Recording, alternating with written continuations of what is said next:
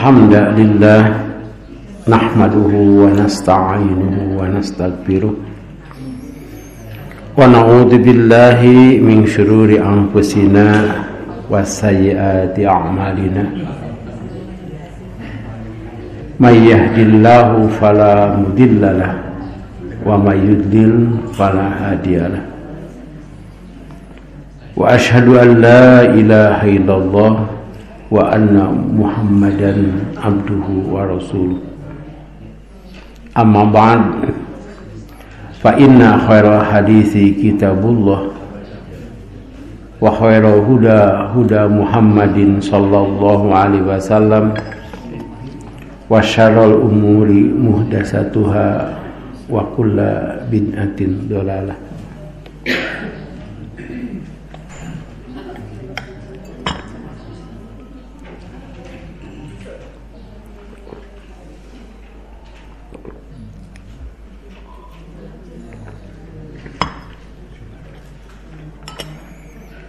Hadirin ikhwatu iman, ahli ibadah, ahli thalabul ilmi rahimakumullah. Pada kesempatan yang lalu kita bicarakan tentang berdoa ketika ibadah haji. Pada hadis itu disebutkan bahwa Rasulullah Shallallahu Alaihi Wasallam berdoa setelah mengucapkan talbiyah. Talbiyah itu ada dua. Yang pertama talbiyah untuk umroh, yang kedua talbiyah untuk haji. Sekalipun hadis ini dhaif, bahkan kalaupun tidak ada hadis ini, berdoa itu tetap dianjurkan. Dianjurkan bahkan pada setiap kesempatan, dimanapun, kapanpun. Berdoa itu termasuk zikir. Kita buka halaman tentang berdoa ya.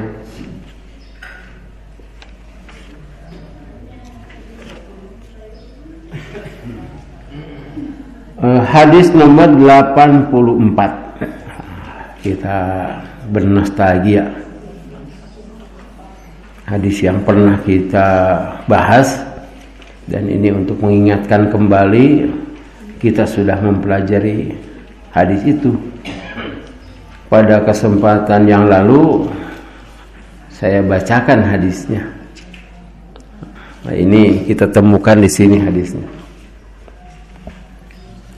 An Aisyah radhiyallahu anha qalat, kana Rasulullah sallallahu alaihi wasallam yadhkurullaha ala kulli ahyanihi. Dari Aisyah radhiyallahu anha, beliau adalah istri Nabi Muhammad sallallahu alaihi wasallam, dan Rasulullah sering berada di rumahnya. Jadi Aisyah itu mempunyai dua bagian kilir, untuk dirinya dan untuk Saudah diberikan haknya kepada Aisyah. Artinya orang yang paling sering mendampingi Rasulullah sallallahu alaihi wasallam. Dia berkata, adalah dulu Rasulullah sallallahu alaihi wasallam ketika masih hidup dan didampingi oleh Aisyah, yadhkurullaha, berzikir kepada Allah, ala kulli ahyanihi, pada setiap waktu. Berzikir kepada Allah di setiap waktu. Jadi tidak ada waktu yang kosong dari zikir kepada Allah. Sebagaimana kita ketahui bahwa berzikir itu ada 3 macam caranya.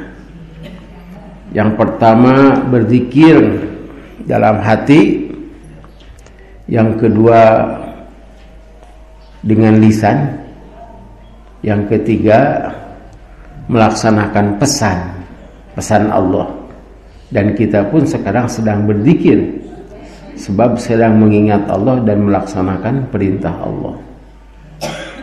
Nah, yang dimaksud pada hadis ini jelas kalau hatinya tetap berzikir, dan Aisyah radhiyallahu anha tahu itu dan sering mengucapkan kalimat-kalimat thayyibah. Nah, kita juga harus seperti itu. Disebutkan di sini walaupun beliau di dalam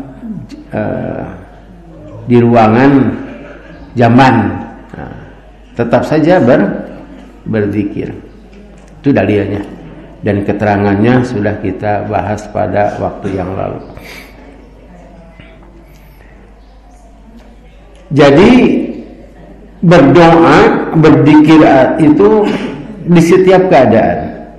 Tetapi ada doa-doa khusus ketika ibadah. Misalnya ketika sholat, doa iftitahnya harus itu yang diajarkan oleh Rasulullah SAW.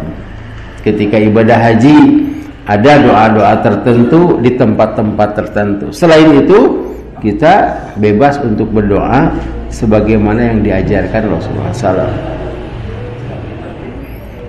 Kalau zikir Rasulullah yang paling banyak atau zikir kita yang paling banyak apa yang kita ucapkan?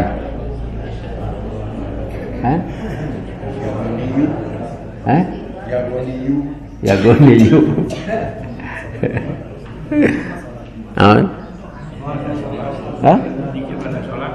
Bukan kalimatnya. Kalimat zikir yang sering kita ucapkan apa? Allahu Akbar.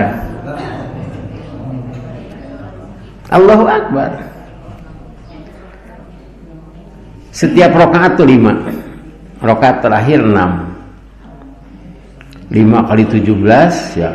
Kemudian ditambah setelah sholat itu kan ada takbir ya. Kemudian apalagi bulan Ramadan Idul Fitri, Idul Adha takbirnya banyak. Ketika gerhana juga. Itu zikir yang sering kita ucapkan. Kita sekarang beralih ke hadis nomor 761. Wah, hebat ya. Sudah 700 hadis ini. Yang hafal berapa ratus?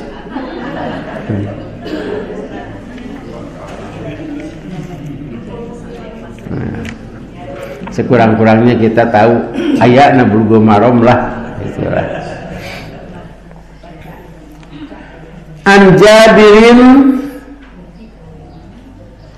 radhiyallahu anhu qala. Nah, ini Jabir siapa ini? Nah, ini Jabir kalau menerangkan ibadah haji itu Jabir bin Abdillah yang hadisnya panjang itu. Kan pada hadis itu disebutkan hadisnya masih panjang. Jadi Jabir meliput haji Rasulullah SAW itu masih panjang. An Jabirin radhiyallahu anhu qala Rasulullah sallallahu alaihi wasallam nahartu hahuna wa minan kulluha manharun fanharu fi rihalikum wa waqaftu hahuna wa arafatu kulluha mawqifun wa waqaftu hahuna wa jam'un kulluha mawqifun. Rawahu Muslim. Dari Jabir bin Abdullah radhiyallahu anhu ia berkata, telah bersabda Rasulullah sallallahu alaihi wasallam, aku telah menyembelih hadyu ya, kurban. Kalau dalam bahasa Quran itu hadyu. Jadi hadyu itu ketika kita menyembelih hewan ketika saat haji, khususnya ketika haji tamattu. Itu dalam Al-Quran surah Al-Baqarah ayat 196. Nah gitu. Coba di aos hartosna.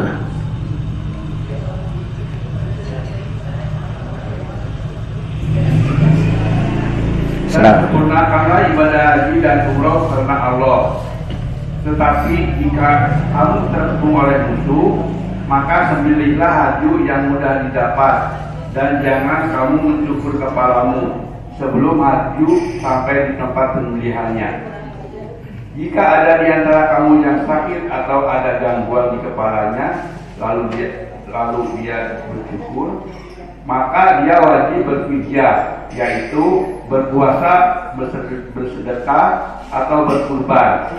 Apabila kamu dalam keadaan aman, maka barang siapa mengerjakan umroh sebelum haji, dia wajib menyembelih haji yang mudah didapat.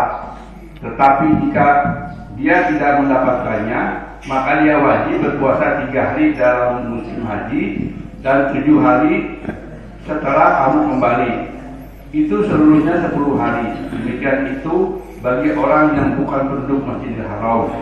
Bertakwalah pada Allah dan ketahuilah bahwa Allah sangat keras hukumannya. Ini disebutnya hadyu. Ya. Hadyu. Jadi sama hadyu atau kurban. Kalau kita di tempat ini disebutnya kurban. Ketika haji disebutnya hadyu. Hadyu itu artinya petunjuk, ya, petunjuk. Orang-orang sering katakan itu dam karena pelanggaran. Kalau di sini tidak harus dengan hadyu saja, tapi bisa dengan siam, dengan sodakoh. Ketika kita ibadah haji atau kurban di tempat sendiri, ya, kalau tidak bisa ya sodakoh saja. Nah, sodakoh nanti abdi keresekna, nah, gitu. Abdi numencitna, gitu. Walaupun di sini tidak disebutkan hadyu, tetapi kita tahu sebab kalau musim haji menyembelih itu adalah hadyu. Pan orang oge ketika Idul Adha, Bapak kurban tuh, kurban. Nah, jadi istilahnya gitu. Mencit tuh Pak, mencit. Tapi di urang mah ya 2 kali, 2 mencit teh. Nah kurban, nah anu mencitna. Mencit tuh, gitu. Nah di sini pada hadis ini Rasulullah Shallallahu Alaihi Wasallam menyembelih hadyu. Di sini begitu kata Rasulullah SAW. Ini pada musim haji. Saya menyembelih di sini. Wa minan kulluha manharun, dan mina semuanya manharun, pajagalan. Pajagalan itu naon? Tempat jagal gitu.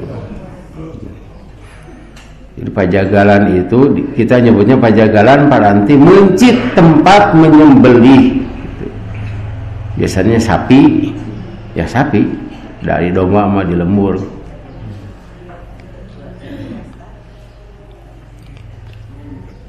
Maksud Rasulullah Shallallahu Alaihi Wasallam tidak perlu didiak wae gitu. Dan Rasul didinya wae. Nah, tidak seperti itu. Tapi Mina semuanya yang begitu luas, ya, yang tempat kita bermalam juga manharun. Boleh menyembelih di sana. Pokoknya asal di Mina. Sebab kalau harus di tempat Rasulullah menyembelih kan susah. Apalagi jutaan orang harus hadyu.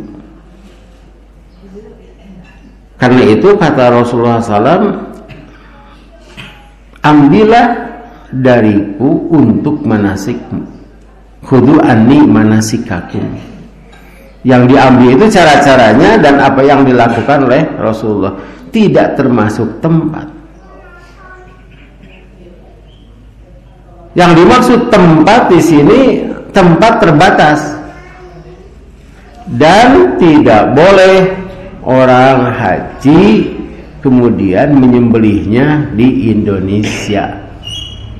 Kan ayat Obat sendiri itu mah yang menyembelih unta, sapi, kambing, yang paling banyak ke unta, kambing. Jadi di lemur gitu, itu tidak boleh. Rasulullah SAW juga punya lemur Madinah, tapi tidak di Madinah. Rasulullah menetapkan Mina tempat menyembelih. Tapi kalau kita ibadah haji, pada prakteknya tidak di tempat kita tinggal, walaupun di sana juga boleh menurut hadis ini. Tapi ada khusus pajagalan, manhar, tempat menyembelih, sebab supaya tidak terwujudnya dikumpulkan didinya. Dan menyembelih di sini ada dua, ada dzabaha yadzbahu, ada naharo yanharu. Dalam Quran sebutnya fasholli li rabbika wanhar. Nah, wanhar itu sebetulnya menyembelih khusus unta. Da mencit onta mah bari nangtung, ontana nangtung mencit nangtung. Ngan kade cenah ulah make sendal. Hah? Oh, pesau. Abdi tadi lemur kade tah cete kon sapina galak gitu. Pokona mah nu mencitna teu meunang make sendal. Di alung-alungkeun teh sendal teh tah. Nya cenah kaharti meh nujerna teh kitu. Kedah mau sapatu cenah Ustaz lain teh. Pesau musik. Sabda Rasulullah sallallahu alaihi wasallam, "Fanharu fi rihalikum." Karena itu sembelihlah hadyu-hadyumu atau kurban-kurbanmu di tempat perhentian kamu. Rihal itu tempat nyangcang onta. Jadi ada orang yang datang ke sana pakai onta, batur merencit, alah cenah urang teu boga kange kurban, eta mah onta anu ditumpakan di perencit. Urusan balik mah cenah kumangke. Sampai begitu. Pada urang mau aya anu mencit mobil, teu aya cenah kurban cara beli mah mencit motor gitu nya. Teu aya teu gaduh artos hes gitu. Jadi di sini juga disebutkan tidak sembarang Mina, tapi disebutkan ya di tempat-tempat yang pantas saja begitu. Tidak begini di dia terus ya dihijikeun lah. Sebutnya juga jami kurban, dan tidak setiap orang dapat menyembelih. Udah nama itu teh ustad menyembelih teh. Sebab ustad mah aya doana. Ketika ngagerese teh pan doana teh bismillahi wallahu akbar, Allahumma taqabbal. Nah, taqabbal min Muhammadin wa ali Muhammadin wa ummati Muhammadin. Atau ya Allah terimalah pengorbanan kami, kira saya baca. Ada orang maling gitu, cek lah eta bututna, ieu teh sukuna, siap. Allahu akbar. Tukang foto. Dah yang dipoto teh gitu. Nah, di sini Rasulullah yang Rasul itu menyembelih kambing. Kantos tadi itu di pesantren abdi teh mencit ngaduana ditarikeun bismillahi wallahu akbar Allahumma taqabbal minna. Tah digitukeun atuh nu sajen teh abdi mah cenah hayang dipencit ku Ustaz Rahmat cenah. Leuwih ka kitu tah panu mencit aya duaan teh sigana nu itu mah teu sanes teu ngadua sikeun ngan teu tarik gitu. Yang diterima abdi yang dipencit ku Ustaz Ahmad sok atuh ceteng ngagoler di dinya tah. Wa waqaftu hahuna wa arafatu kulluha mauqifun. aku wukuf di sini. Bahkan pada hadis yang panjang itu Rasulullah berhentinya di beberapa tempat. Nah, kita lihat dulu ya artinya saja.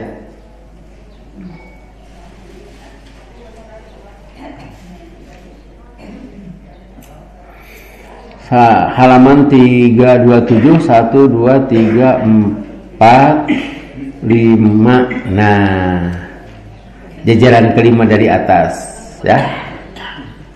Lalu ia teruskan hingga datang ke Arafah. Arafah kan tempat wukuf. Ayat.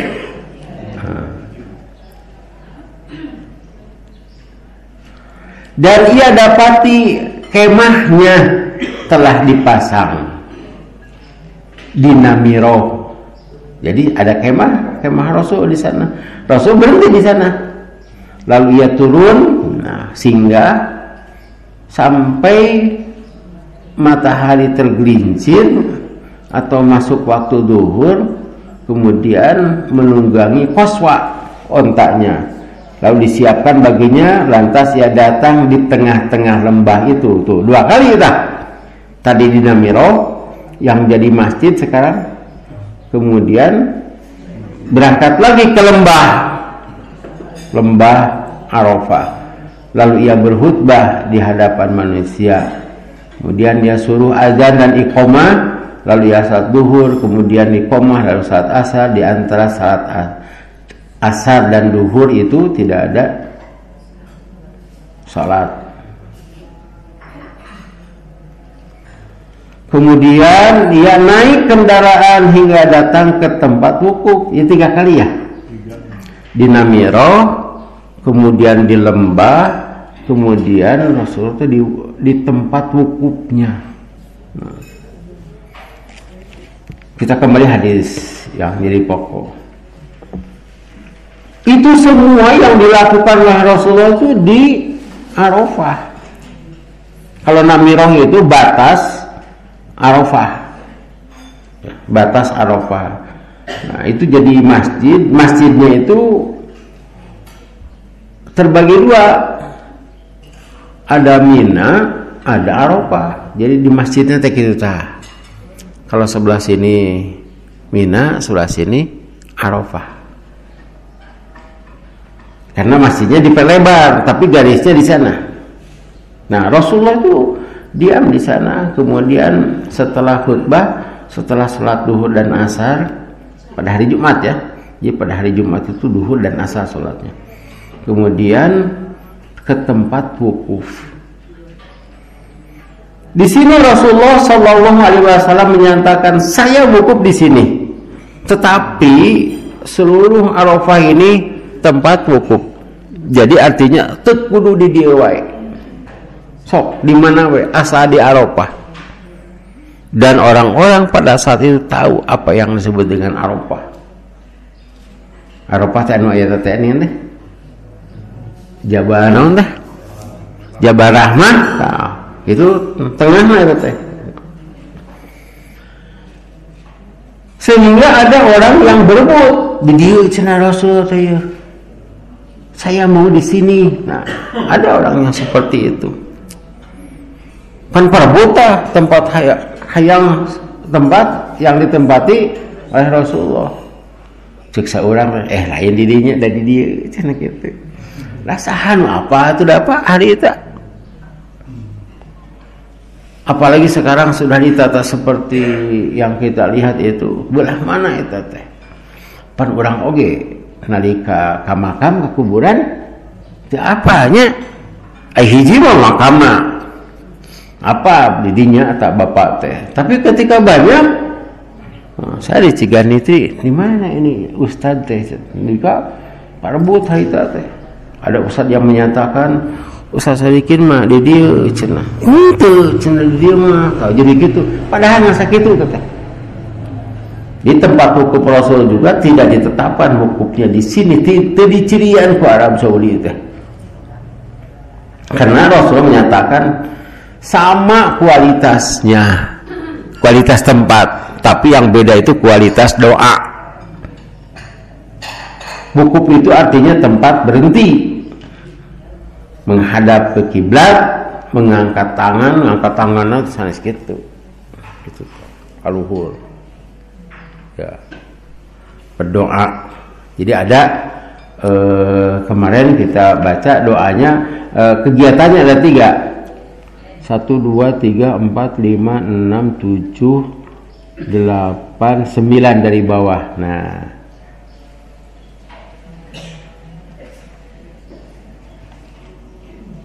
oh itu mah di Muzdalifah ya.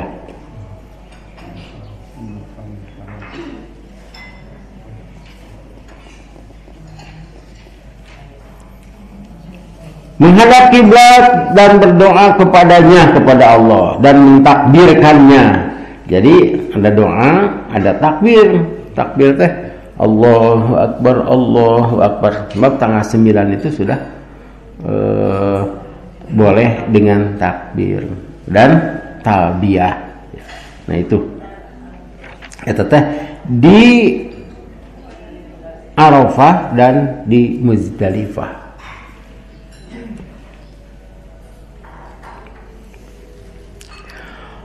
Wa waqaftu hahuna, dan aku berhenti di sini. Nah, yang waqaftu muka 2 mah itu di Muzdalifah. Kan ada 2 ya. Yang pertama wa waqaftu hahuna wa arafatu kulluha mauqifun. Aku berhenti di sini dan seluruh Arafah ini adalah tempat wukuf. Jadi boleh diam di mana saja, tapi menghadap kiblat, berdoa, tabiah, takbir, membaca Quran, di mereka goler, pek, dan lebar wae gitunya. Ngadoakan 5 jam itu teh, ada orang biasanya seberapa jam? Nah, jadi teh aya deui lumawi dirinya teh kada disiapkan request. Ya, saya sudah jelaskan itu. Jadi kalau mau doakan abdi, tulis doa di dinya. Engke dibacakeun di ditu.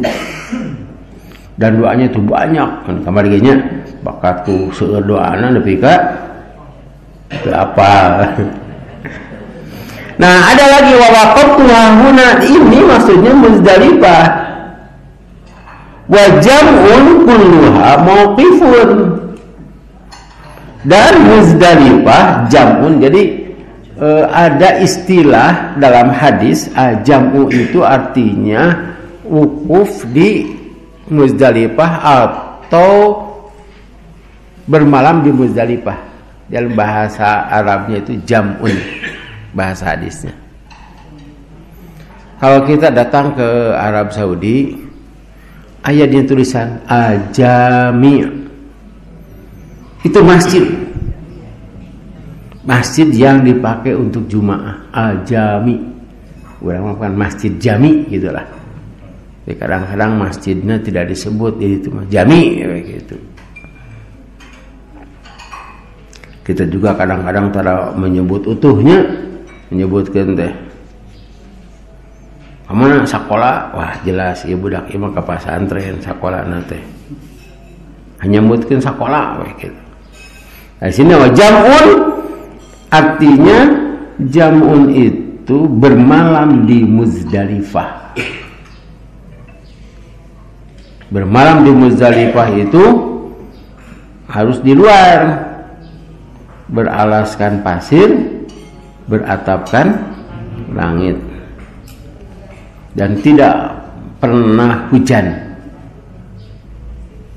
Di bawahnya banyak kerikil. Yang kita pilih kerikil sebesar jari kelingkingnya, tuntung sekali kuku. Wajahun kulluha mauqifun, dan Muzdalifah semuanya ini jadi tempat wukuf. Jadi ngagoler di mana wae pek. Kalau kita naik bis berhenti di sana harus turun. Ya, kalau tidak bisa mah nabeus we. Tapi Rasul juga turun. Ulah kieu. Bapak cenah kulem di Muzdalifah sebelah mana? Abdi maraos nabeus tinggal kitu we cenah mobil. Saya menyalahi Rasul juga turun goleh dirinya, dan itu sangat tibra ya tidur di sana itu. Rawahu Muslim, hadis ini diriwayatkan oleh Imam Muslim. Jadi ada tempat khusus ketika ibadah haji, karena ibadah haji itu kan ada miqat makani, miqat zamani.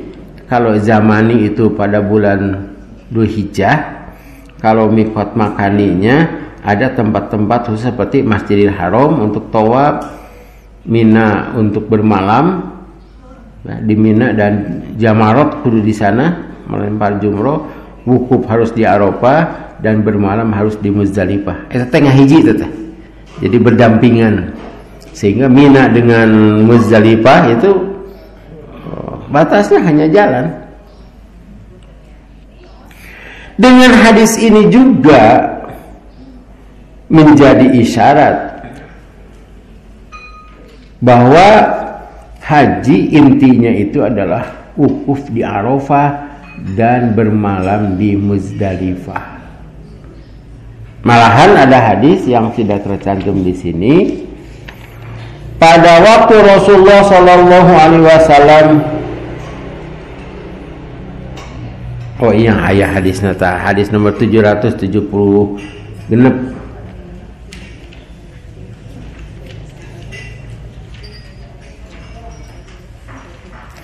Jadi pada zaman Rasulullah SAW ada orang yang beribadah haji datang ke Mekah oge teu apal.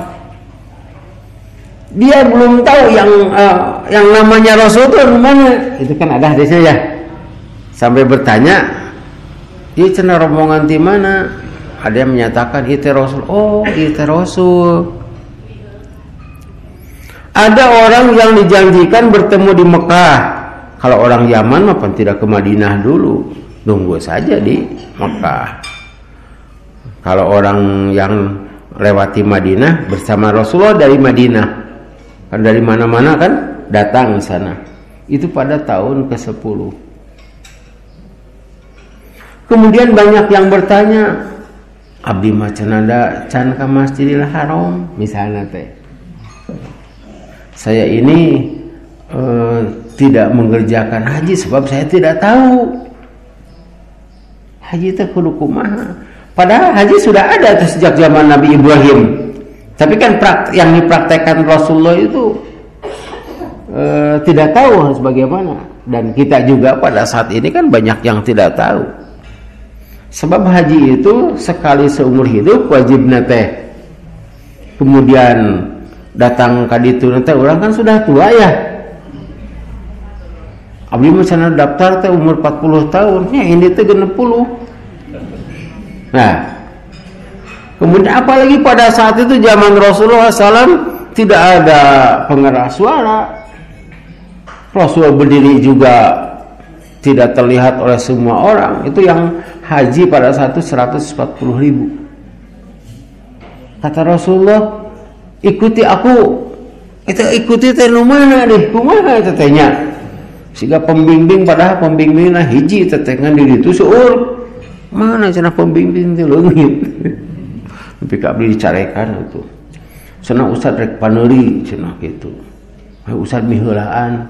Cete ibu ayeuna di putaran keberapa? Abdi ka-7, abdi mah ka-6.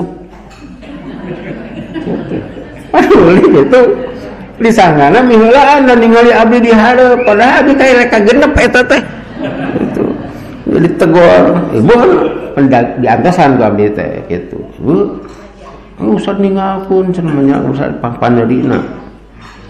Ibu putaran kasabaraha ayeuna? Ibu ka-7 cenah. Abdi mah ka-6 je kasusul ku ibu. Nah, apalagi pada zaman Rasul pembimbingnya hanya Rasul. Karena itu, nah kita baca ya, nanti kita jelaskan lagi. Dari Urwah bin Mudarras ya. Gimana Mudarras itu bahasa Arabnya Mudarras. Ia berkata, telah bersabda Rasulullah Shallallahu Alaihi Wasallam, barang siapa yang hadir di salat, salatnya salat subuh kami, yakni di Muzdalifah. Jadi kan bermalam di Muzdalifah teh, ya, terus salat subuh. Dan ia wukuf bersama kami di Muzdalifah atau di Arafah hingga kami berangkat. Padahal sebelum itu ia telah wukuf di Arafah malam atau siang, maka telah sempurnalah hajinya dan ia hilangkan kotorannya. Jadi ibadah haji tapi rahasianya rahasia. Betul tong Arafah. Sebab menurut hadis ini asal wukuf di Arafah, bermalam di Muzdalifah, sholat subuh di Muzdalifah, sempurna hajinya. Ya, sempurna hajinya. Atau begini, bahkan di sini saya itu wukufnya di Arafah, tapi encan aya beus, sehingga malam sampai di Arafah, salat maghrib dan isya juga di Arafah. Kita ulangi lagi hadisnya. Ini hadis sahih.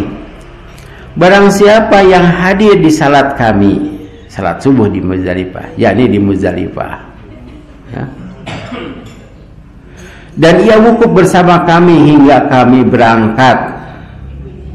Padahal sebelumnya itu telah wukuf di Arafah sebelum ke Muzdalifah. Wukuf di Arafah malam atau siang, maka telah sempurna hajinya.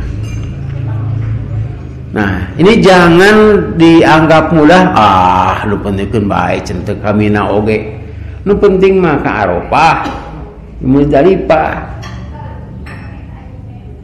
Ya, tidak melontar juga. Kan tidak melontar, tidak haju, tidak tawaf ifadah, itu. Ya. Itu sempurna hajinya. Tetapi ini pada situasi tertentu. Tetap saja tadi pada ayat 196 sempurnakan haji dan umroh. Jadi kita lagi sekarang kan sudah banyak informasi. Kita datang ke tempat mikot kita mengucapkan ihlal haji, ihlal umroh, kemudian kita melaksanakan umroh, datang ke Masjidil Haram, tawaf ya. Tawaf, kemudian tahallul, sa'i ya, kemudian tahallul. Harus itu. Kemudian haji, tanggal 8 berangkat ke Mina, tanggal 9 di Arafah, malam 10 di Muzdalifah, tanggal 10-nya melontar, tanggal 11, 12, 13 juga melontar, kemudian tawaf ifadah. Nah, ini kasusnya ada orang-orang yang datang, abdi mau terang haji teh, tapi mereka datang tanggal 8 itu. Haji kan wajib tanggal 8. Kami tidak tahu apa yang harus kami lakukan. Dan ternyata saya melihat orang-orang sudah berangkat begitu ke Arafah. Ada ayat Quran selanjutnya tuh. Ya, kita buka ya. Dalam Al-Quran juga ada kemudahan sebetulnya. Masih Al-Baqarah, lanjutan yang tadi.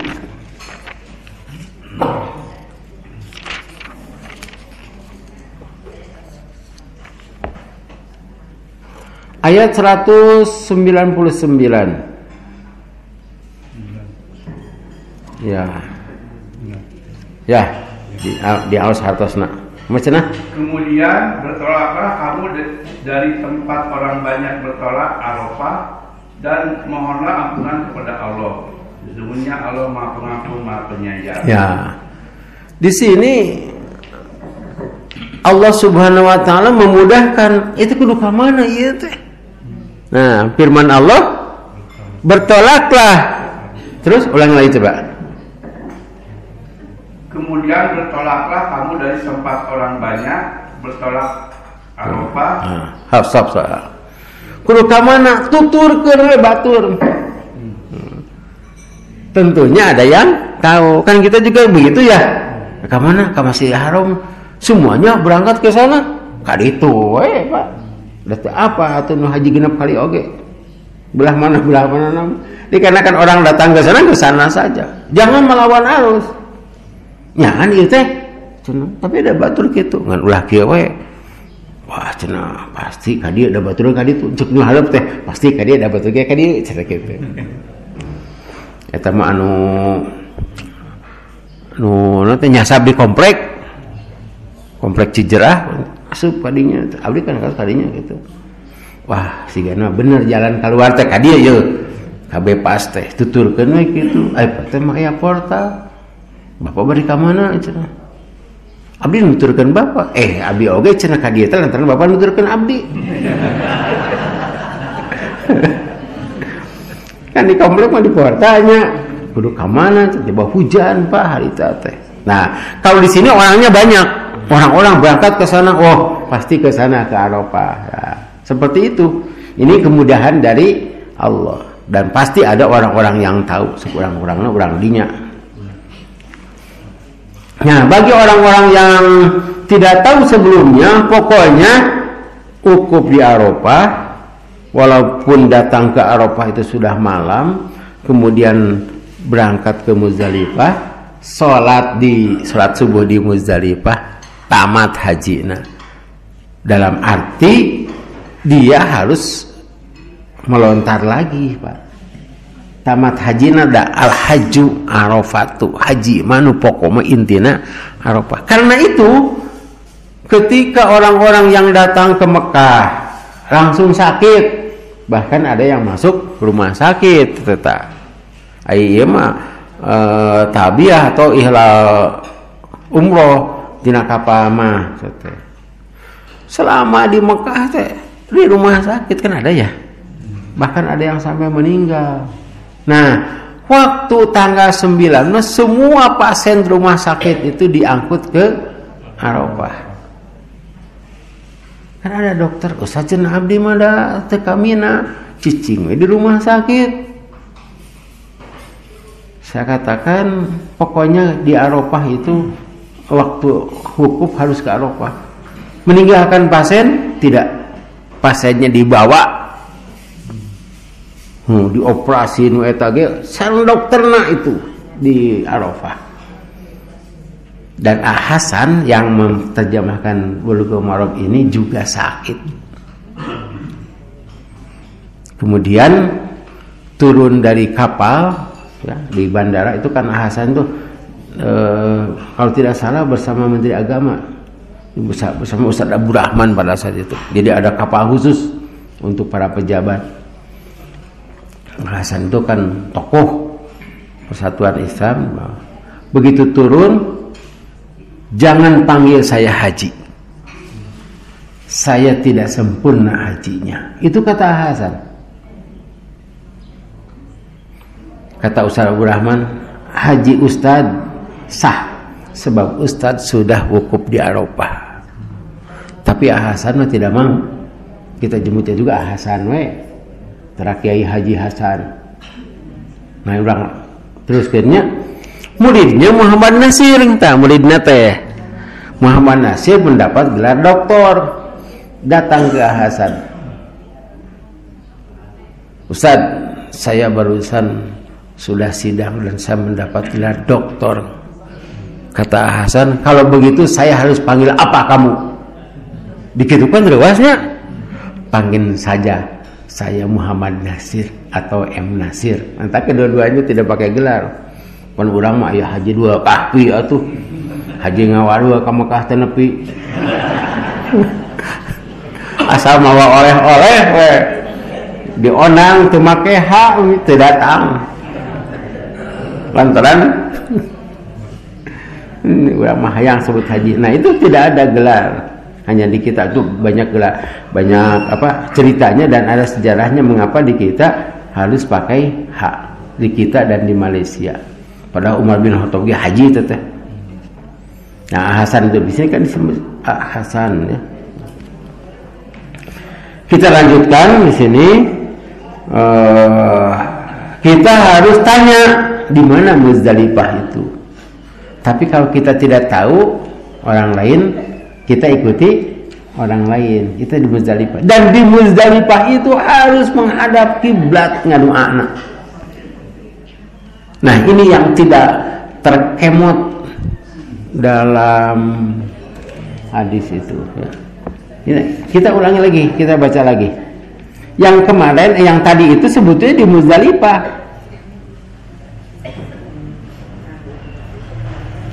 1, 2, 3, 4, 5, 6, 7, 8, 9, 10. Nah, dari bawah hingga sampai di Masy'ariyah Haram. Masy'ariyah Haram itu Muzdalifah. Lalu menghadap kiblat dan berdoa. Nah, jadi menghadap kiblat.